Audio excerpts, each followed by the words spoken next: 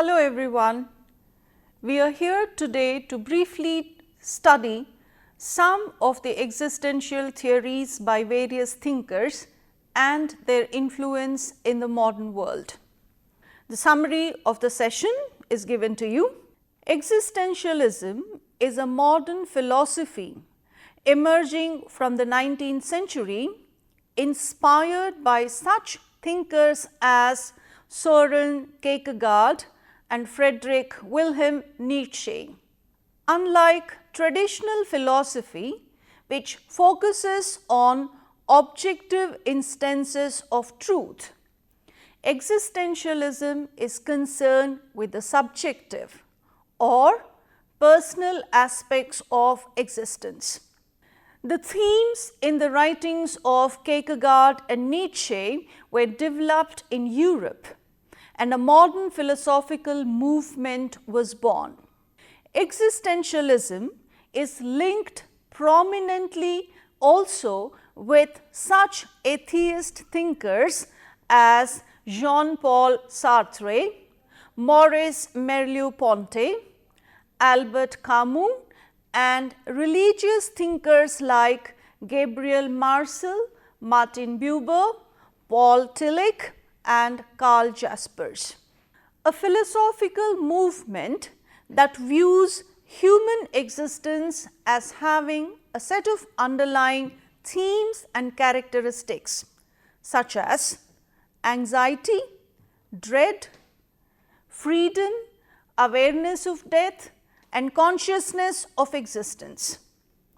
Existentialism is also an outlook or a perspective on life that pursues the question of the meaning of life or the meaning of existence. It is this question that is seen of paramount importance above both scientific and other philosophical pursuits. Jean-Paul Sartre, born on June 21st, 1905 in Paris and died on April 15th, 1980 in Paris, was a French novelist, playwright, and exponent of existentialism. This is a philosophy acclaiming the freedom of the individual human being. He was awarded the Nobel Prize for Literature in 1964, but he declined it. Jean-Paul Sartre was an atheist.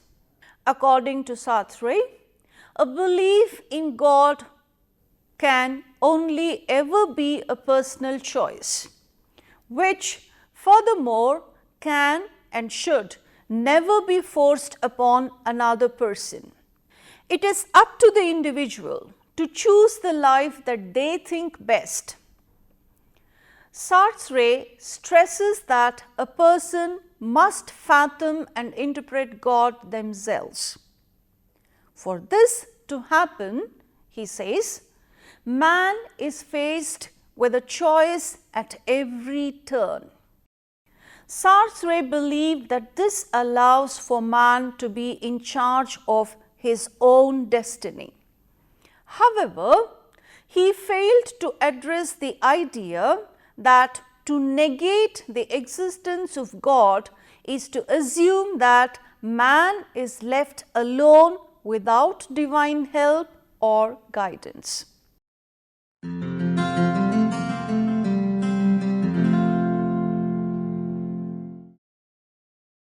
The Danish philosopher Søren Kierkegaard, the father of existentialism, proclaimed that truth is subjectivity. Human beings can be understood from within their self in terms of their lives and experience reality and dilemmas, and not from outside in terms of a biological, psychological, or other scientific theory of human nature. In the 20th century, Martin Heidegger's notion of being in the world and Sartre's idea of existence preceding essence became two of the most important themes in existential thought. Existential ideas became very influential in areas outside of philosophy, such as in psychology and the popular arts. With complete freedom to decide and being responsible for the outcome of one's own decisions comes anxiety or angst about the choices made. Anxiety's importance in existentialism makes it popular topic in psychotherapy. Therapists often use existential philosophy to explain the patient's anxiety. Psychotherapists, using an existential approach, believe that the patient can harness his or her anxiety and use it constructively. Instead of suppressing anxiety, patients are advised to use it as grounds for change. By embracing anxiety as inevitable, a person can use it to achieve his or her full potential in life. In simpler terms, existentialism is a philosophy concerned with finding one's self and the meaning of life through free will, choice, and personal responsibility. The belief is that people are searching to find out who they are and what they are throughout life as they make choices based on their experiences, beliefs, and outlook.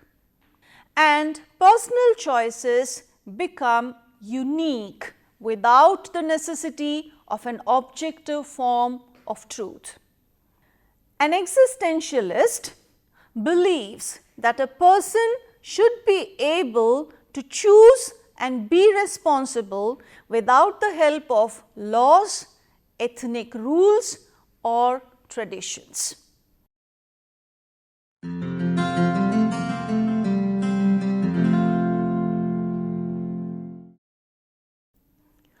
According to Sartre, in his work Existentialism is Humanism, man first of all exists, encounters himself, surges up in the world, and then defines himself afterwards.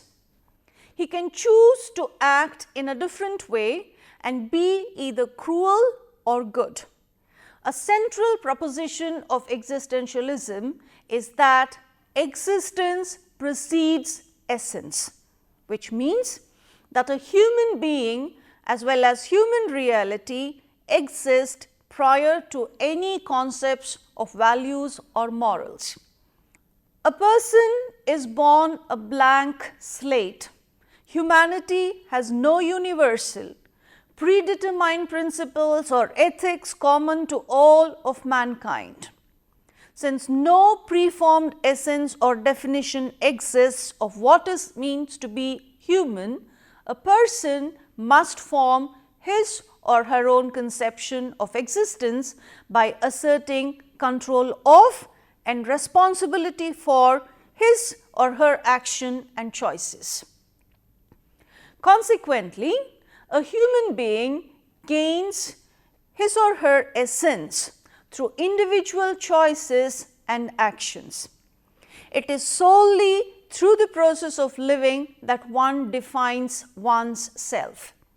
The most important consideration for the individual is the fact that he or she is an individual, an independently acting and responsible conscious being, rather than what labels, roles, stereotypes, definitions, or other preconceived categories the individual fits, that is, the essence.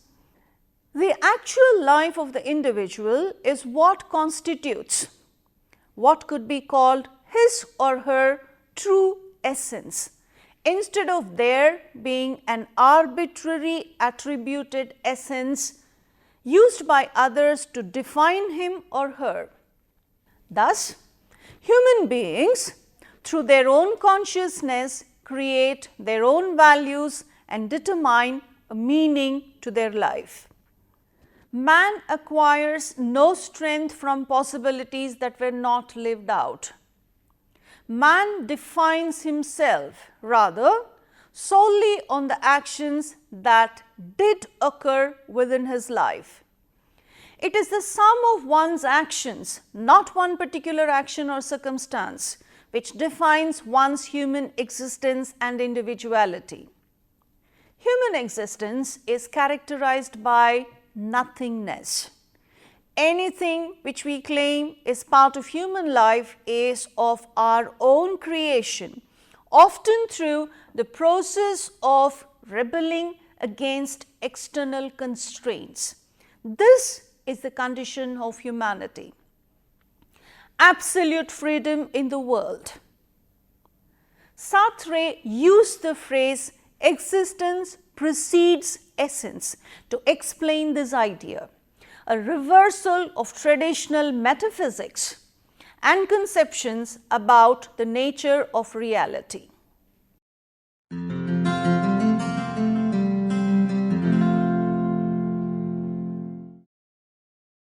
Angst, anxiety, or even anguish is a term that is common to many existential thinkers. Although its concrete properties may vary slightly, it is generally held to be the experience of our freedom and responsibility.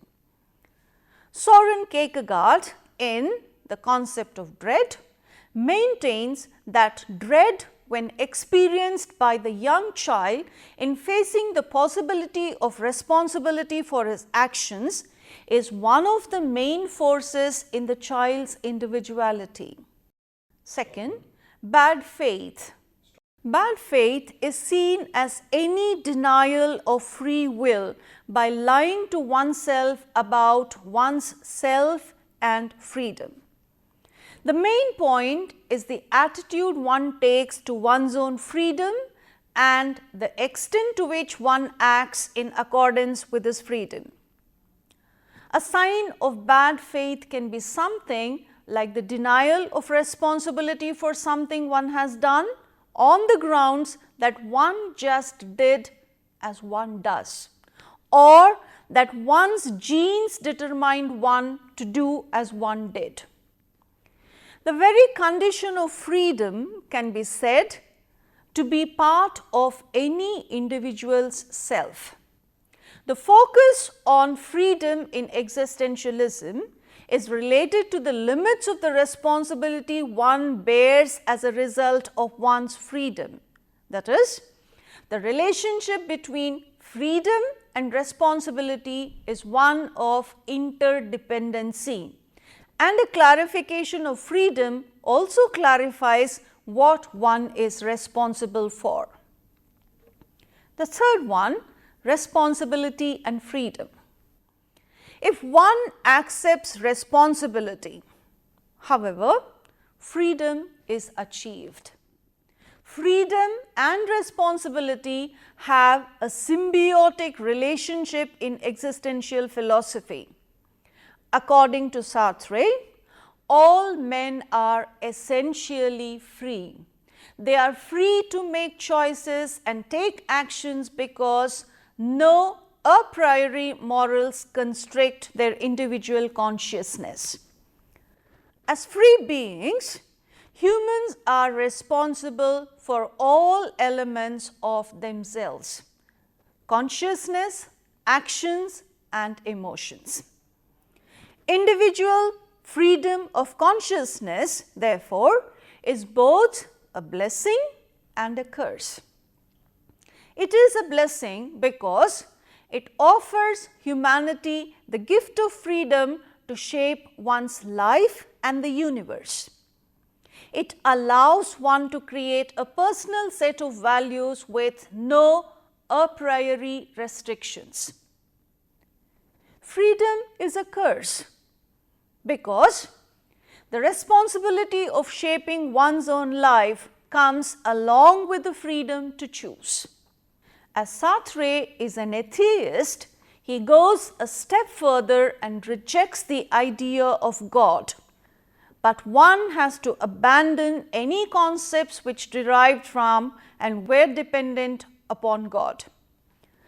Sartre argues that there is no given human nature common to everyone because there is no God to give. Humans exist and then need to engage with essence and develop, define and decide what their nature will be through their engagement with themselves, society and the nature around them. We are born with nothing, we are nothing. Once man starts taking action, then comes choice. Every person chooses his essence by choosing his actions. Only by living everyday life, by making choices, he or she conceptualizes while making choices. Even if one chooses to be quiet, it is an action according to Sartre. If he chooses, it has a value attached to it. Consciousness chooses to value it. Man must form his values through choices and consequently man becomes a product of his choice. Every choice made then is the correct choice because it defines one's being. No a priori meaning defines one as a human being. One must create his or herself by the absolute product of his or her choices. When we make a choice, we are responsible to carry out our image. People are responsible for each and every aspect of their selves, consciousness and their actions. Humans in general are responsible for shaping the world around them through choices.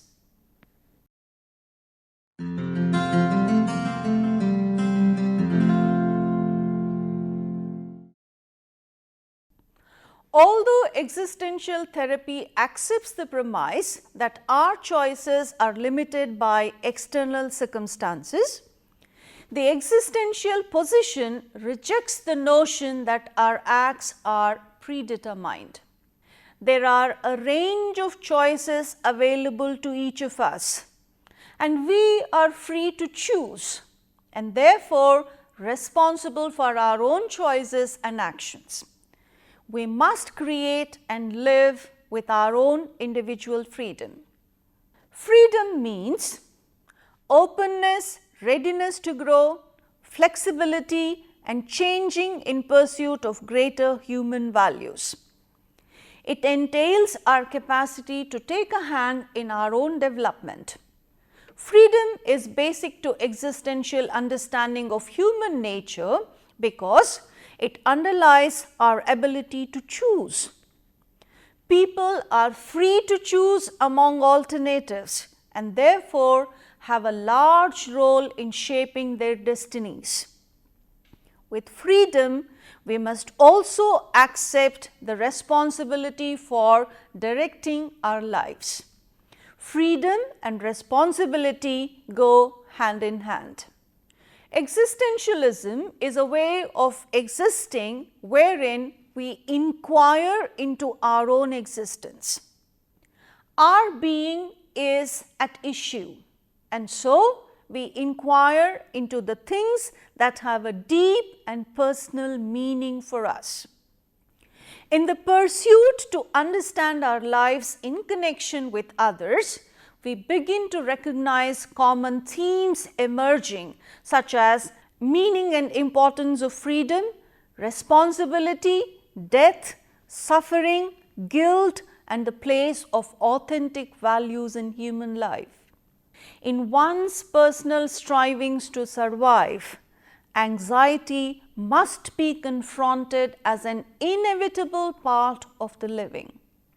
Existential therapists differentiate between normal and neurotic anxiety, and they see anxiety as a potential source of growth. Normal anxiety is an appropriate response to an event being faced. To the existentialist, it is important that we be aware of death. The existentialist does not view death negatively, but holds that awareness of death as a basic human condition gives significance to living. Existentialists believe that those of us who fear death also fear life. It is as though we are saying, I fear death because I have never fully lived. A basic goal of existential therapy is to enable individuals to accept their personal freedom. The therapist seeks to help clients experience their existence as real. Existential therapy helps clients face the anxiety of choosing for themselves and accepting the reality that they are more than mere victims of deterministic forces outside themselves.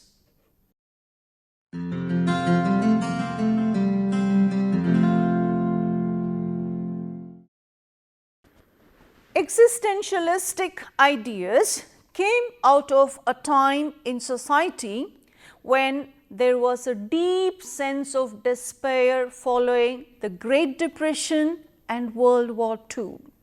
There was a spirit of optimism in society that was destroyed by World War I and its mid-century calamities. This despair has been articulated by existentialist philosophers well into the 1970s and continues on to this day as a popular way of thinking and reasoning, with the freedom to choose one's preferred moral belief system and lifestyle. In films and books of Woody Allen and Somerset Maugham, one of the central issues raised by both is the conflict between domestic happiness and security and a desire to live a more meaningful existence. In other words, personal happiness depends on more than domestic bliss and security. Woody Allen's philosophical approach has always been rooted in the philosophy of existentialism that was in vogue in the 1950s and early 1960s Maugham's novel Midnight in Paris and Razor's Edge. Both the movies explore the deep and probing issue of what counts as a meaningful life. John Milton's life, for example, shows a great concern for individual choice, individual responsibility, and the need for people to accept their fate, one which always ends in death. He also considered individuals to be far more important than any system, political or religious. He did not, for example, accept the divine right of kings or the infallibility of the Church of England. In Paradise Lost, Satan is treated with relatively more sympathy because he uses his free will to choose what he would do, stating that it is better to reign in hell than serve in heaven. He accepts full responsibility for this, despite the negative consequences. Adam, similarly, does not flee responsibility for his choices. He embraces both his guilt and the consequences of his actions.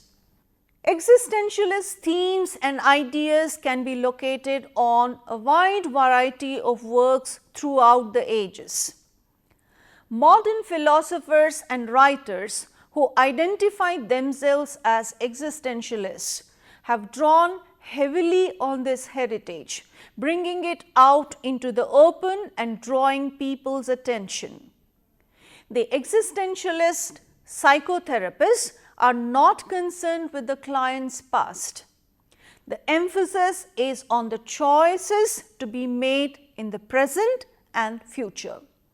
This helps the patient to search for a new and increased awareness in present and enabling a new freedom and responsibility to act. They feel they are not any special and that their existence is simply coincidental, without destiny or fate, and they view life as moments in which they are free. There is no existential personality theory which divides humanity into types. There is a description of the different levels of experience and existence with which people are confronted. The way in which a person is in the world at a particular stage can be mapped. We can distinguish 4 distinct basic dimensions of human existence: the physical, the social, the psychological, and the spiritual. At each stage of their life and on each of these dimensions, people encounter the world and shape their attitude. People are pulled between a positive pole of what they aspire to, one dimension, and a negative pole of what they fear. What is physical dimension? On the physical dimension, individuals relate to their environment and nature around them. They have to accept the limitations of natural boundaries, such as old age. Recognizing the limitations can bring release of tensions. On the social dimension, individuals relate to others as they interact with the public world around them. Attitudes can range from love to hate and from cooperation to competition. Sooner or later, everyone is confronted with both failure and loneliness. On the psychological dimension, individuals relate to themselves and in this way create a personal world. Contradictions here are often experienced in terms of personal strengths and weaknesses. On the spiritual dimension, individuals relate to the unknown and thus create a sense of ideal world. People create their values in search of something that matters enough to live or die for, something that may have ultimate and universal validity, contributing something valuable to the humankind. Facing the void and the possibility of nothingness are the indispensable counterparts of the quest for the eternal. In this lesson, we have tried to understand the key concepts of existentialism according to School of Philosophy, and also tried to understand certain key terms and concepts like existence precedes essence and existential therapy. Hope you enjoyed the session. See you again. Thank you.